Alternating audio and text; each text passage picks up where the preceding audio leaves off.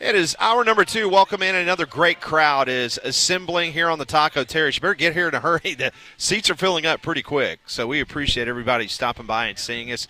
Brand new listeners, 2 brand new listeners stopping by today here at Social Taco. Yeah, we got Matt, who is from north of Tuscaloosa. They're in Fayette, right? County. Yeah. Yeah, and one of our LSU brethren that came first week of the season. Actually, And the Auburn Godfather. He's here. Oh, and the Auburn Godfather is Yeah, here you as forgot well. about him. Yep. Better talk nice about him. I know. I just say the Godfather out of respect. I'm not going to call him by his first name. But, yeah, Social Taco, this is the place to be. And I got to tell you about all the great food they have. Chicken feathers goes without saying. By the way, that proprietary blend that they sent us home I know with, you've tried it at home on a recipe. Gracious. Leanne wanted to use it the other night, and I told her, hold up, let's not rush into things. My wife was coming back from the game the other night in Annapolis, and I was going to get home late, and she wanted to have me some stuff that I could eat when I got home, and she brined some chicken. She seasoned it with that proprietary blend, and it was amazing. And you're going to get not only the proprietary blend that they use here at Social Taco on the seasoning on a lot of their food, but the chicken feathers, the wonderful quesadillas, the mix and match Taco Tuesday that we celebrate today. You want to get a bowl, you want to go with a Mexican pizza, a torta, burrito, all the other things. SocialTaco.bar. We have a great time. It's great fellowship here in the Taco Terrace every single Tuesday. They got brunch on the weekend, Saturday and Sunday. SocialTaco.bar for more information. All right, let's head to the Higginbotham hotline. Let's talk to Mike Gittens from the War Report. He joins us now. Talk a little Auburn football. Mike, I hope things are going well on this beautiful Tuesday as the Auburn Tigers sitting here 2-0 with South Alabama coming to town this weekend. They are. And, look, I think it was a dream start for Hugh Freeze in year 3. They had Baylor game 1, and they handled that game in convincing fashion. So it wasn't just about the win. It was about how they won. They went out and they won that one the way that a team with the type of talent they have should win that game. Now they've got to tune up before Oklahoma, so South Alabama I expect to be a little bit of a tougher challenge than Ball State, but we'll see how they do. They've got to get healthy in some spots. Damari Alston and Darrell Robinson should both be out with injuries this coming Saturday. Where is a strength of this team, Mike? And maybe we've seen glimpses of it already through the first 2 games of the season, but a strength that you think is going to emerge and surface in some of these big games coming up, namely one you mentioned in Norman, Oklahoma, and also in College Station. Yeah, one of the things that we talked about, little different, is that the chemistry between Jackson Arnold and Cam Coleman seems otherworldly right now. They had plays on Saturday where, kind of off script, Cam Coleman just found a hole in the defense and sat there, and Jackson Arnold found them. And that's something we haven't seen at Auburn in quite some time. So if those guys can stay on the same page, they can do great things in the passing game. I think it's been the missing piece of the Hugh Freeze offense.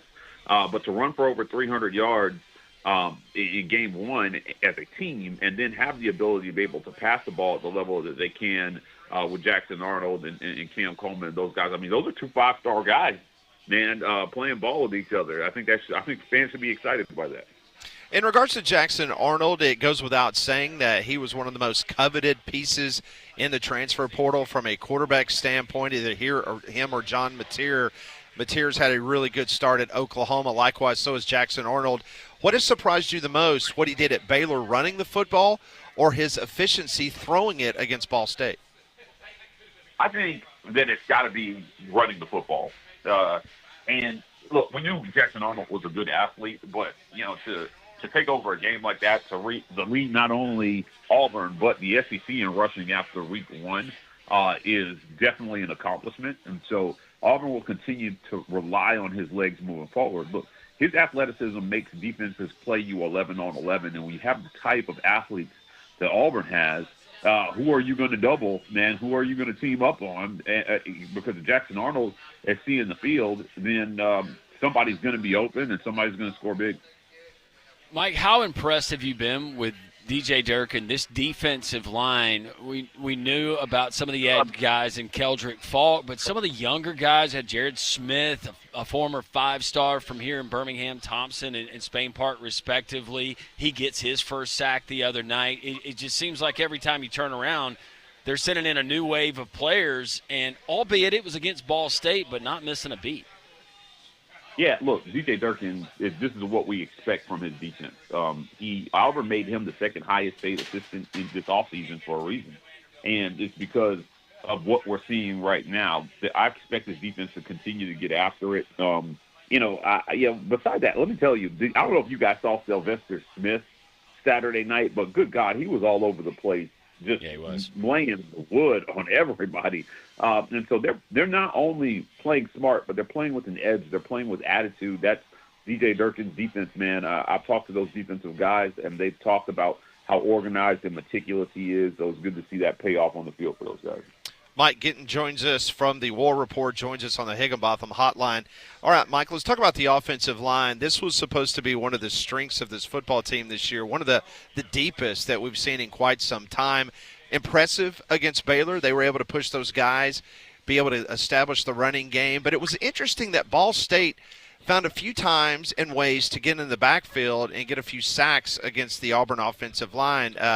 Any concern there moving forward with that group, or still trying to figure out some rotations in regards to how that depth's going to look like? Yeah, a little. I mean, overall, this is an improved unit, right? But Hugh Freeze talked about that, about the sacks. He said, I don't love the sacks.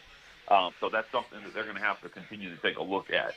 But I think the point is this is an improved unit.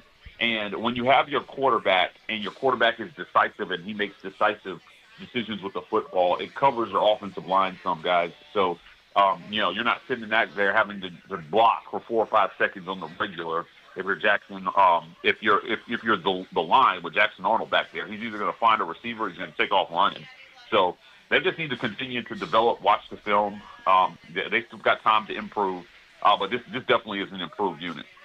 Mike, what else can you tell us besides what Hugh Freeze told us and what we know and what's been reported about Darrell Robinson, the transfer running back from UConn, who had the long touchdown run against Ball State the other night, and then we find out he had to be rushed to the hospital because of an accumulation of blood around the knee? Well, besides what Hugh Freeze told us, I don't have much here, guys. Hugh Freeze called it a freak injury. And so we're praying for that young man. But, I don't have any additional intel. I hope to know a little bit more later today. So maybe just watch my Twitter there. But we're definitely praying for Darrell Robinson. In regards to a very small sample size around the Southeastern Conference, obviously it was a shock and a surprise that Alabama lost at Florida State. But when you look around the conference, is there anything else that has surprised you, Mike, either good or bad, in regards to how this conference race is potentially going to end up when it's all said and done? Yeah, you know what? This kind of sounds like a lame answer, but no, I think that what we're seeing right now is great. And it was time. It was time for this. Look, Nick Saban isn't here anymore. He's gone. And I said this on the Feinbaum show last August, that when you look at in-state recruiting, it was clear that there was a changing of the guard happen. There's no precedent for one team losing the state in recruiting and dominating the rivalry when it comes to Auburn and Alabama. So just the kind of shift that we're seeing with Alabama, I think, opens the door for other teams to just kind of step in. And with Alabama missing the playoff last year, I thought we saw a preview of that. But, LSU getting over their first game hump, they'll be a playoff favorite. Heather Dinich from ESPN said last year that 5 SEC teams could have made that playoff. I think she said they were going to make the playoffs. Now, they didn't. We know Tennessee, Georgia, and Texas made it. But 5 teams could have made it easily. Alabama blew it. All they had to do was just, not lose to Vanderbilt.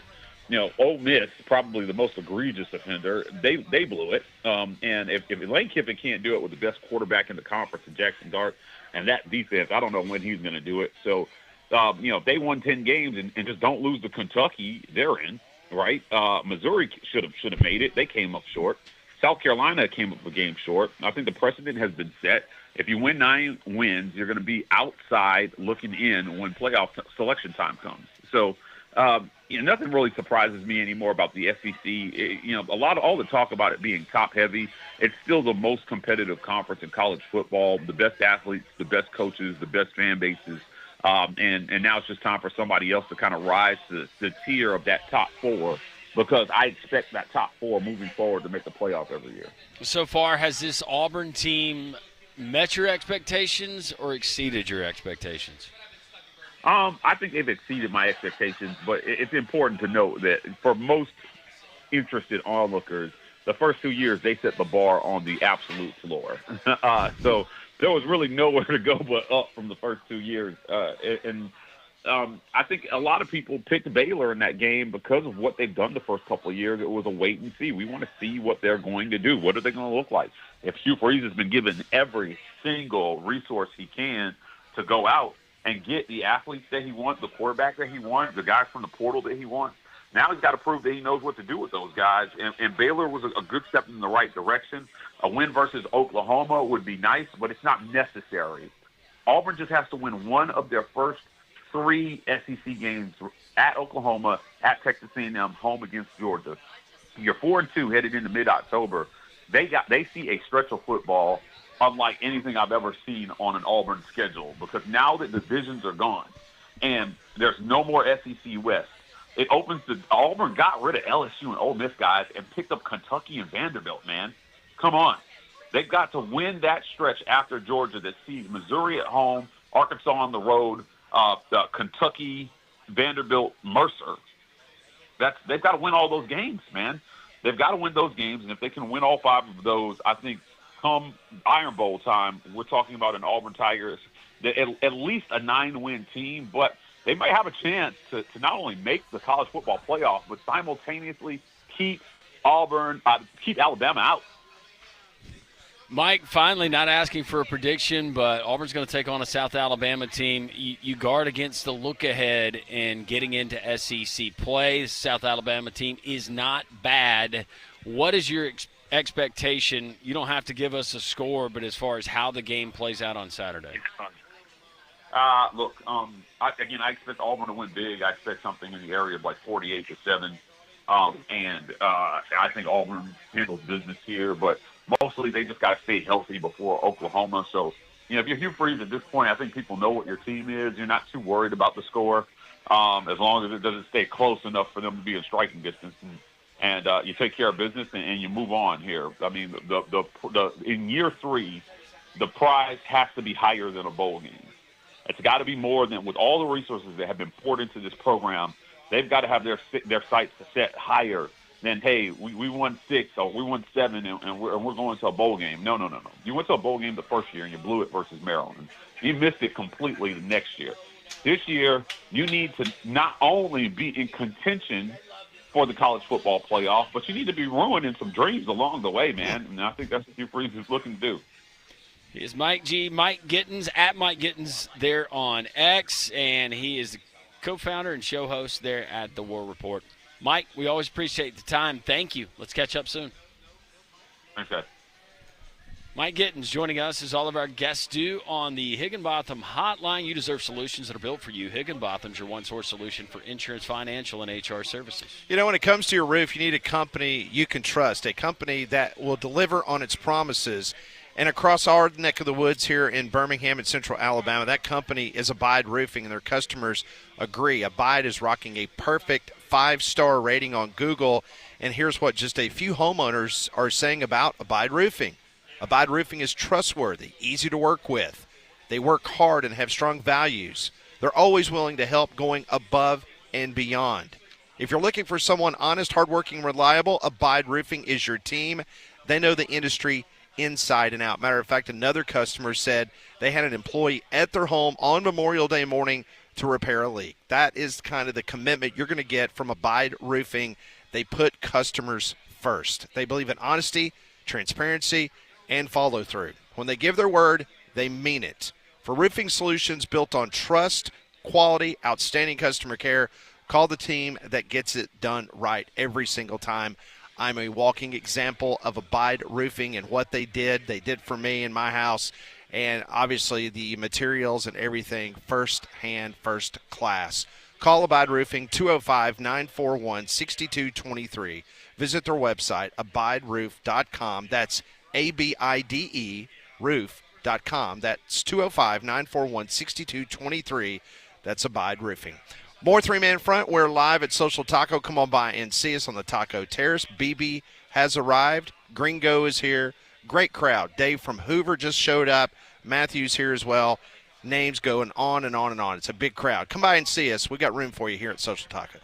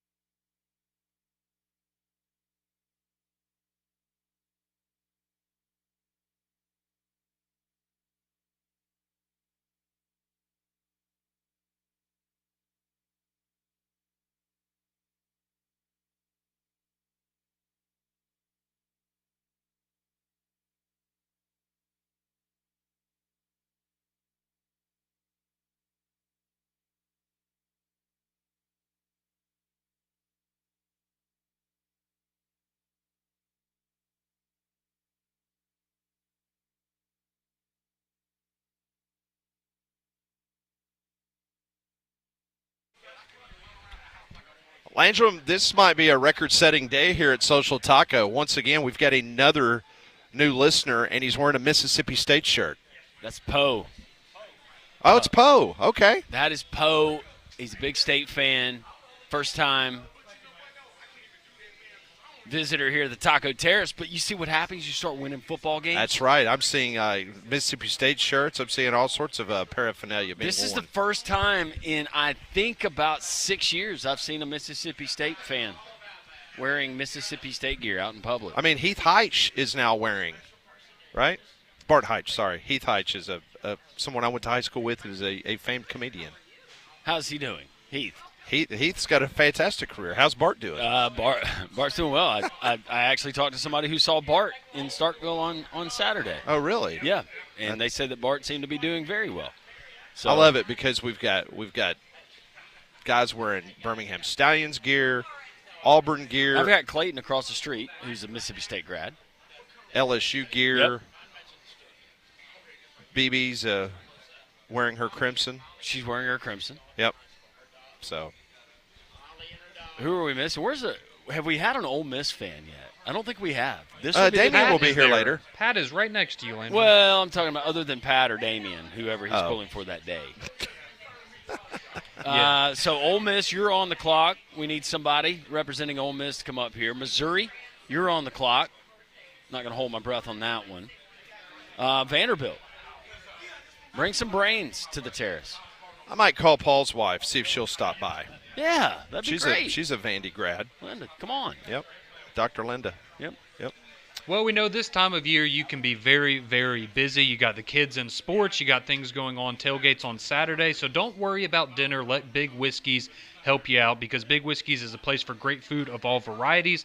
Their menu starts with appetizers, goes to salads, burgers, steaks, and everything in between. Or go visit them in person because they've got plenty of TVs for you to catch all the games all fall in the college football and NFL seasons. Their bar features unique cocktails with over 120 whiskeys, including some whiskeys on tap. And, of course, you can go visit them at Stadium Trace Village off of Highway 150 near the Hoover Met. That's our friends at Big Whiskey's. Well, Alabama basketball got a little bit of welcome news this morning, and I imagine this all has to do with television for the defending national champion Florida Gators. You know, the SEC basketball schedule came out, and Alabama was slated to play the University of Florida down in Gainesville on January the 31st, but word came out this morning as Florida announces that the game has been moved to February 1st.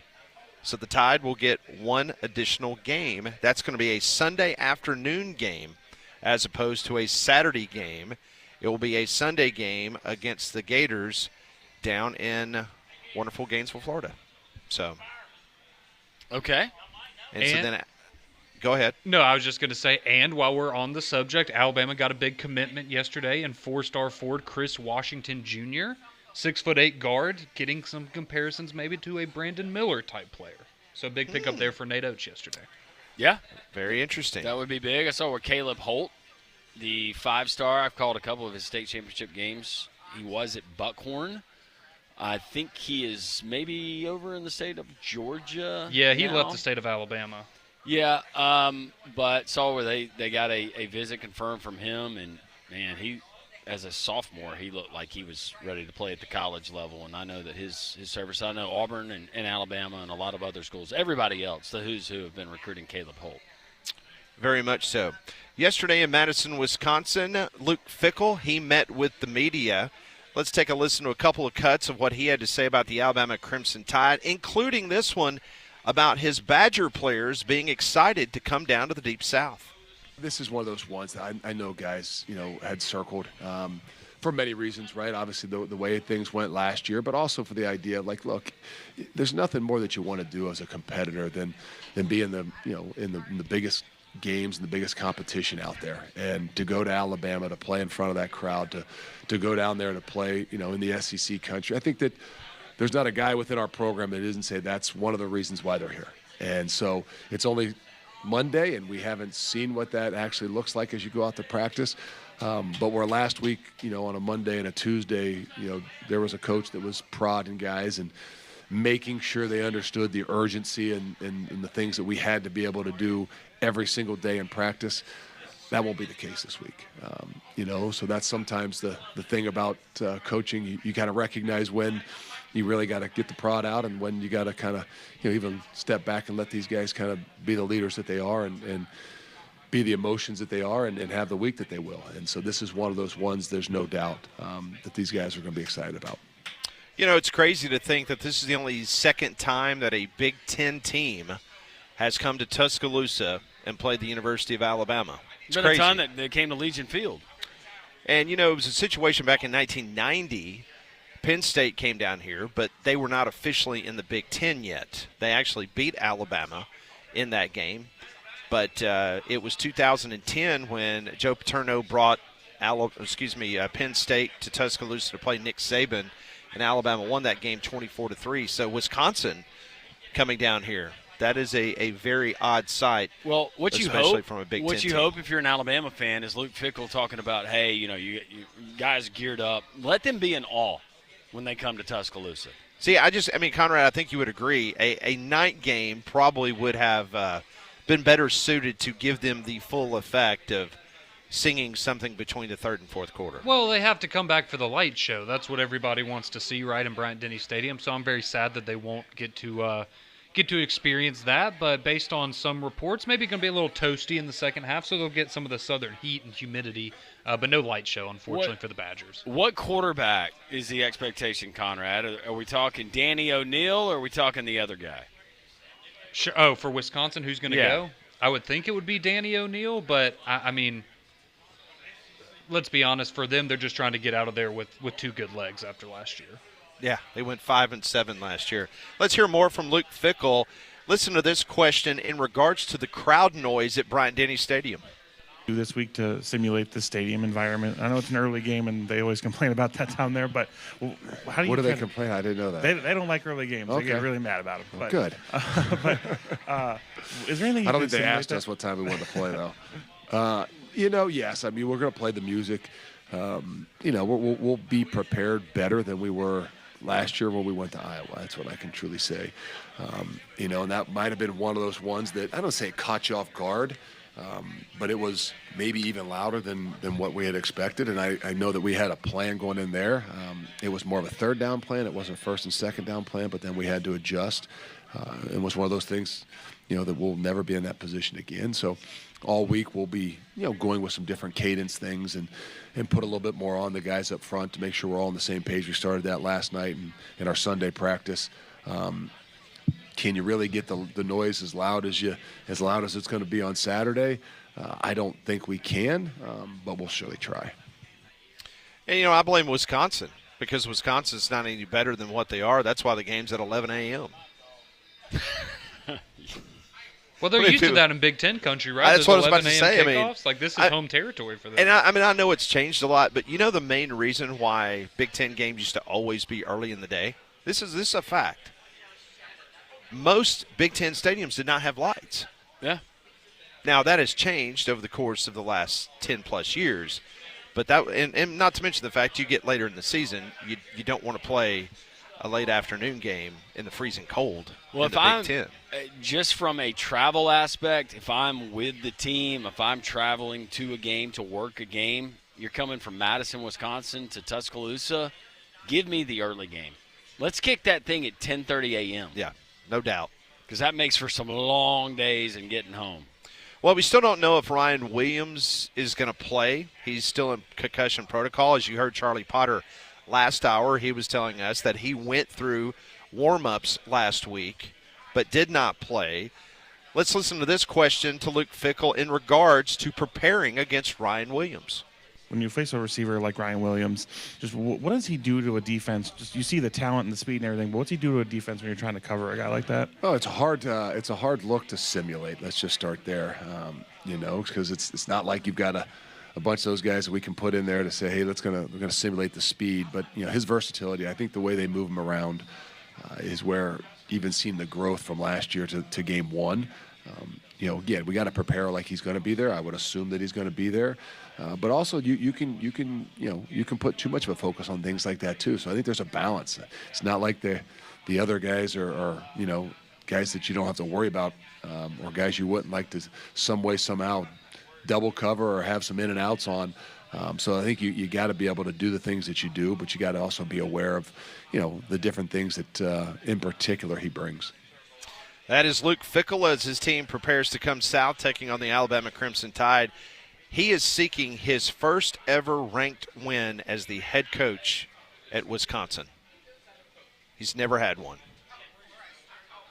So if he comes to Tuscaloosa and they get out of there with a victory, not only is he going to get his first ever ranked win as the head coach of the University of Wisconsin, but it will also end Alabama's 85-game winning streak inside Bryant-Denny Stadium against unranked opponents. I guess I just realized this is going to be a different offensive coordinator that you've seen. Oh, you know who it is, don't you? Jeff Grimes. Absolutely. Former Auburn offensive line coach under Gene Chizik. Yeah, he was there when Malzahn was the OC. Yep. And there's a funny story. Then Malzahn fired him when he took the job. Maybe we can get to, but he was also at Baylor. He was also at BYU. Yep. The guy knows offense, so maybe a little bit of a different look, but you can only do with what you have. And I'm guessing that if you had Jeff Grimes on a one-on-one and said, hey, could you maybe use a little bit better quarterback with a better skill set, he would probably say yes. But you do with what he's a great mind, great family man. So Jeff Grimes is going to be heading up the Badgers offense, and he's certainly been to Bryant-Denny before. So that'll be interesting. But I see this game as Alabama needs to come in. Maybe Wisconsin gives you their best punch in the first 15 or so minutes, Pat. But this is a game that Alabama absolutely should dominate like they did last year. Yeah, and Vegas feels that way. Right at 21-point spread for the Tide at home on Saturday. More three-man front. We're live at Social Taco. We'll get to your text messages. We'll open up the phone lines. We've been so guest-heavy in the first half of the show. We're still going to go up to Madison at 12:30, talk to the play-by-play voice of the Wisconsin Badgers. Also in the 1 o'clock hour, Dimitri Ravanos. So much to get into on this Tuesday. This is three-man front on Jocks.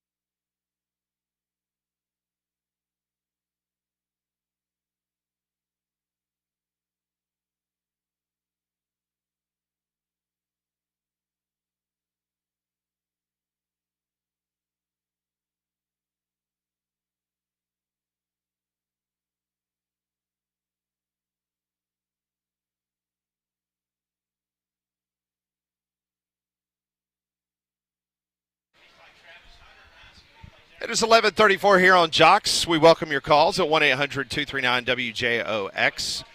Courtesy GMC text line 205-834-9450. Just heard from Luke Fickell.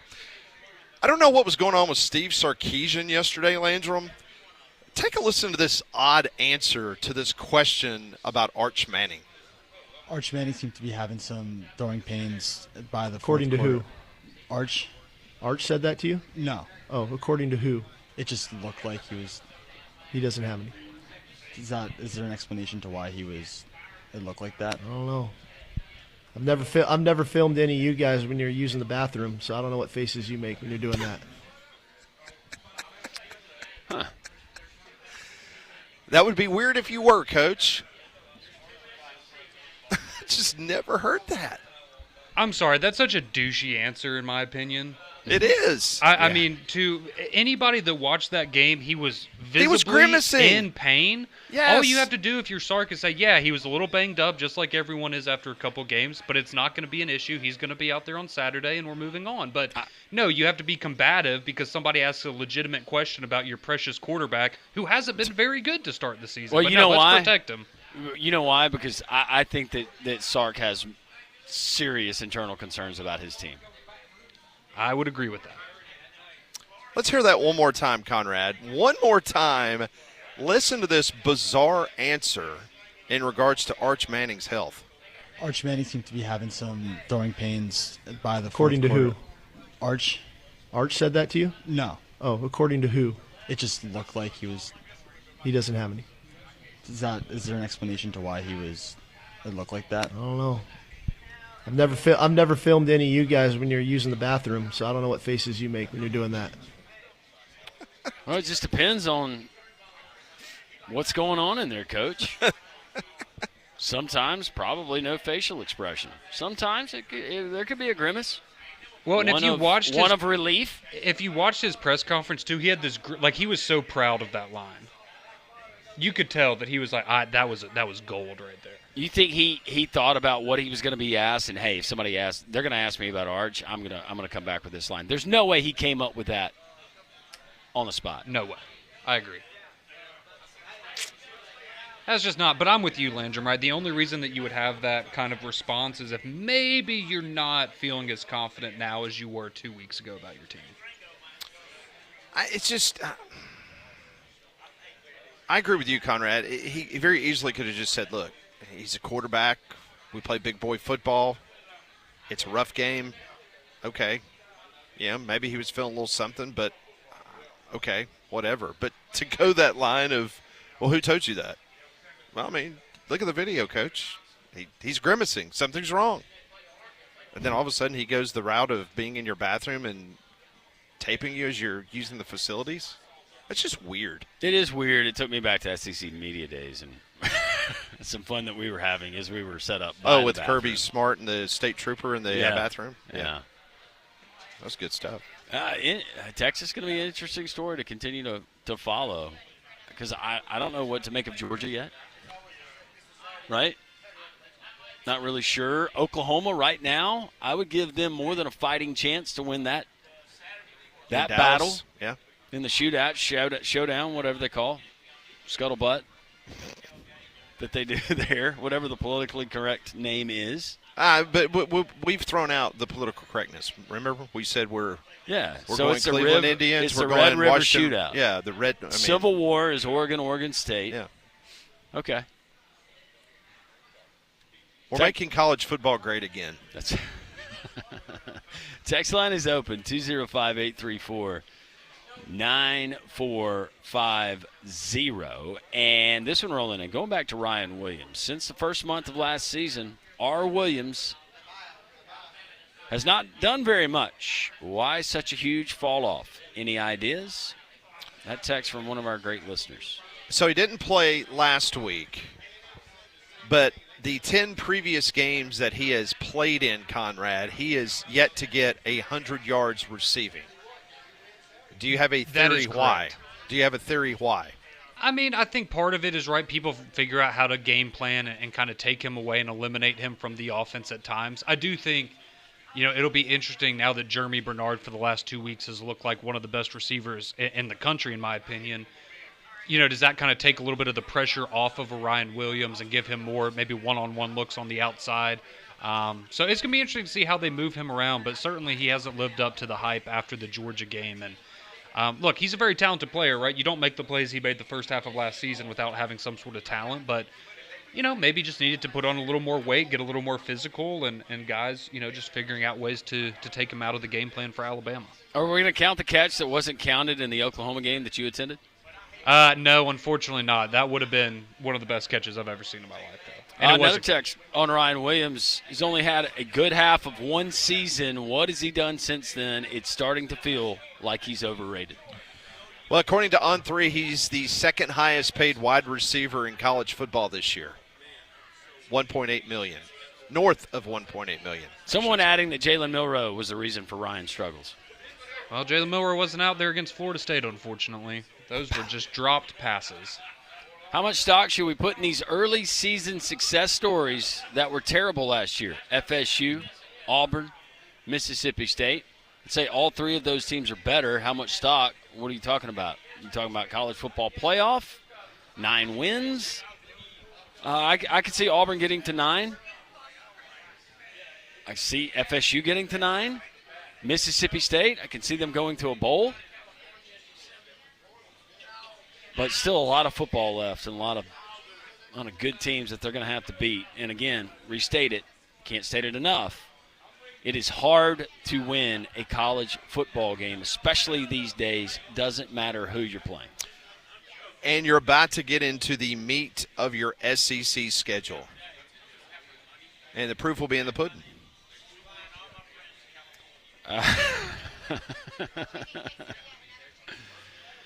There was a Billy Napier text that might have referenced. It did reference Jeffrey Epstein. Okay.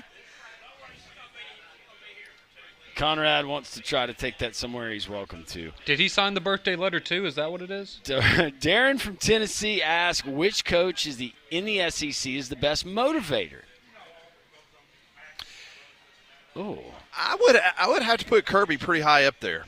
yeah. Kirby convinced his team a couple years ago they were going to win 7 games, and they won a national championship. So, yeah. Now, and based on some of the clips that you've heard at some of Kirby's practices in the locker rooms, I would say he's pretty motivating. Yeah, Kirby would be up there. Based on the video we saw prior to the start of the season, Clark Lee looks like he gets after it a little bit. Yeah, that's true. Yep. That's a good one. I don't know if you all have Kalen DeBoer at the top of many people's list right now.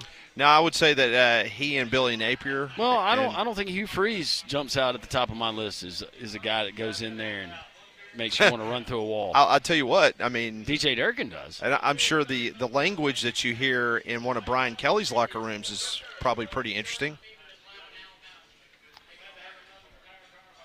Yes. Salty.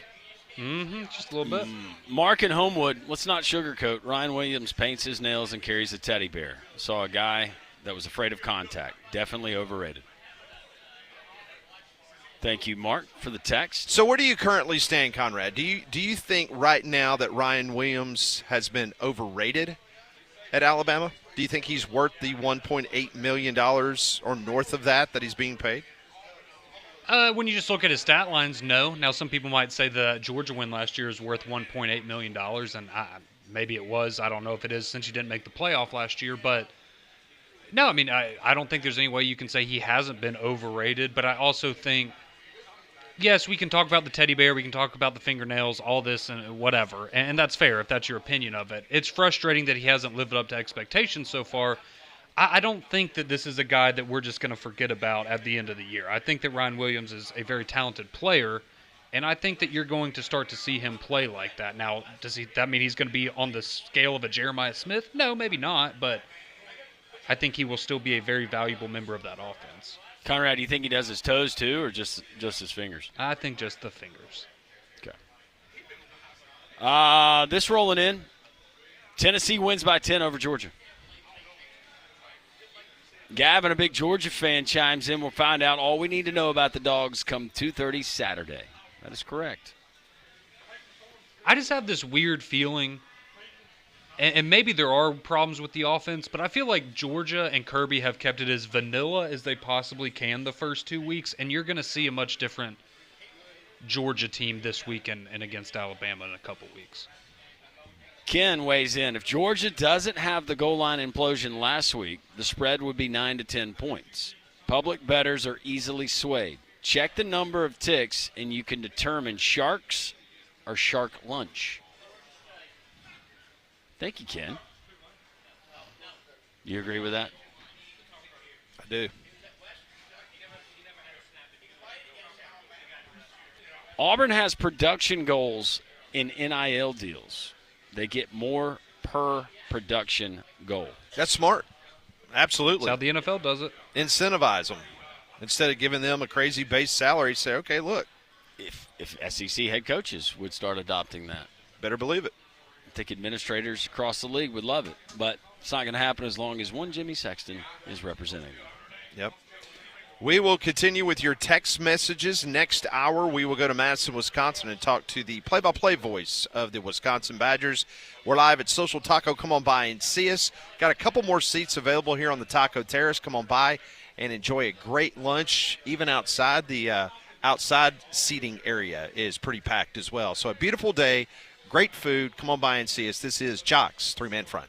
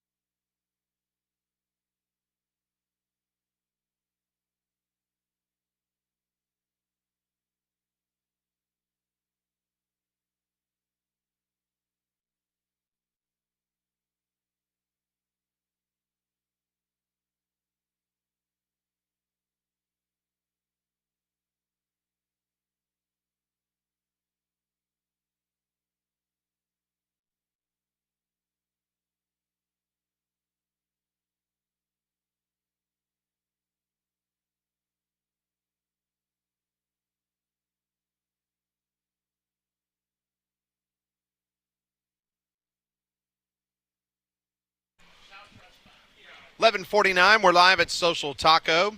The chicken feathers have been ordered, Landrum, so they will be here momentarily. So good. The seasoning is outstanding. Wonderful menu here at Social Taco. White meat chicken. Yep. Hand-breaded.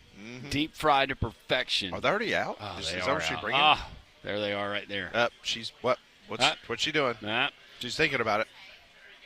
She's looking to the sideline. Play clock is running down. Let's see. She's bringing them. Is she going to have to burn an early timeout? Yeah. Yep. There they are. She brought them. There it is. There they are. Yeah. To perfection. Yeah. Look at that. I was watching on YouTube. Look at that. Good stuff. That was good stuff. Well, if you're seeing cracks around your home's foundation, if the doors and the windows, they're sticking, these aren't just minor problems. They're signs of a serious issue, and it's only going to get worse over time. So protect your home by calling Alabama Professional Services, 205-951-9717. The pros, they really know their stuff. They'll inspect your foundation, clearly explain the problem, what's going on. They're going to give you an honest, pressure-free solution to what's happening. They can fix your foundation. They can even tackle the sinking driveway or patio with their fast and clean poly-level system. Go to their website for more information, alabamaprofessional.com. APS has been protecting Alabama homes since 1977, and they'll protect yours too. Call them, 205-951-9717. How are they? They're so good. Sorry, I got you in mid-bite. I was really hoping you were going to go 2 minutes on that live. Well, you got to save some for me now. I know. We're good. All right, let's get back to the text line, 205-834-9450. We have talked to Mike Griffith. We've heard from Charlie Potter from Bama Online, Mike Gittens from the War Report about the Auburn Tigers taking on South Alabama. We'll go to Madison, Wisconsin coming up in about 45 minutes from now, talk to the play-by-play voice of the Badgers, and also Dimitri Ravanos will join the program. All right, for context, for our listeners that are chiming in, or for our listeners who are not chiming in and just listening to this interesting exchange that Sark had with the members of the media there in Austin, Conrad, if you could pull that and play that audio again just to kind of paint a picture, and then we'll get to the text. Arch Manning seemed to be having some throwing pains by the According to fourth quarter. who? Arch? Arch said that to you? No. Oh, according to who? It just looked like he was. He doesn't have any. Is there an explanation to why it looked like that? I don't know. I've never filmed any of you guys when you're using the bathroom, so I don't know what faces you make when you're doing that. There it is. All right. So, So weird. It is. This text rolling in from the state of North Carolina, Landrum. The reporter's response to Sark should have been, so you're saying Arch just soiled himself, but he's not hurt. That's good. That is a good response. Robert chiming in. He disagrees with Mike Gittens, who joined us earlier talking Auburn from the War Report. He said, I disagree with him. There's no way Auburn wins 9-10 games and beats Alabama. Auburn has not played a good defense yet. Oklahoma's defense will shut Auburn down like it did Michigan. Okay.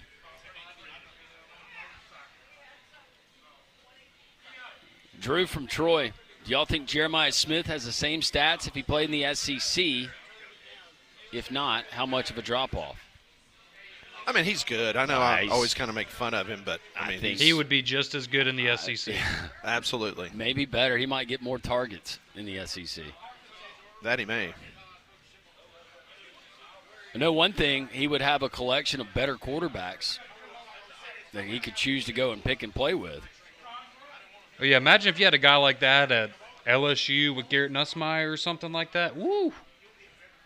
JP says he disagrees. He says no way Sark planned that response. If he had thought about it more than 5 seconds, it never would have been said. You would like to think so, but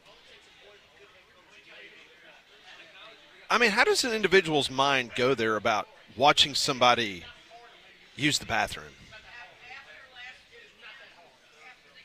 I don't.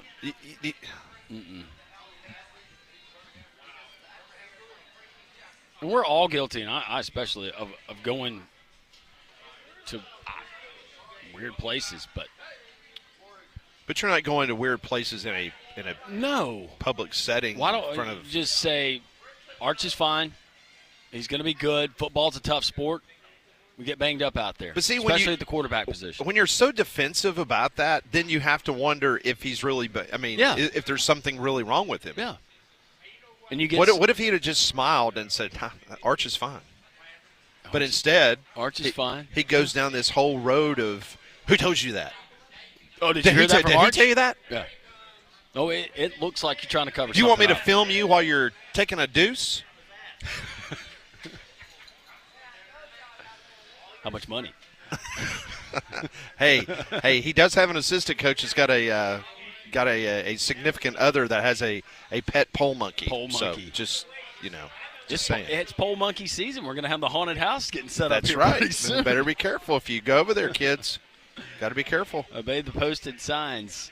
2 hours in the book. We're live from Social Taco here in Homewood. Come and join us, socialtaco.bar. Peruse the menu before you come in and join a host of SEC college football fans here in the Terrace.